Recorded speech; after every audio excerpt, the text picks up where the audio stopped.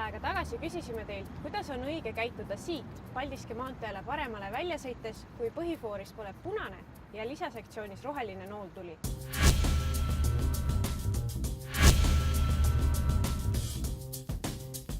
Nii, roheline. Saangi kohe ilusti välja keerata.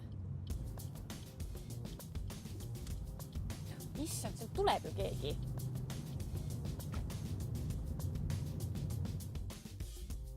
Milliseid vigu tehakse kohtades, kus on lisasektsiooniga foor nagu siin?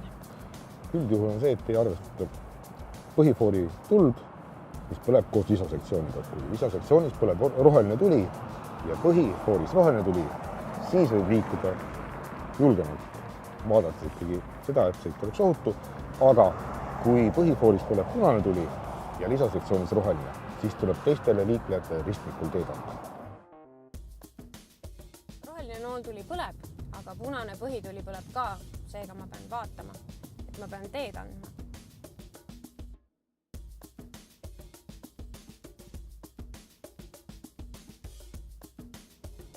Nii.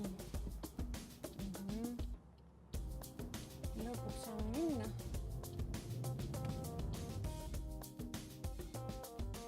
Kui foori lisasektsioonis põleb roheline nooltuli, tähendab see, et noole suunas võib sõita olenemata sellest, mis värvi põhituli fooris põleb.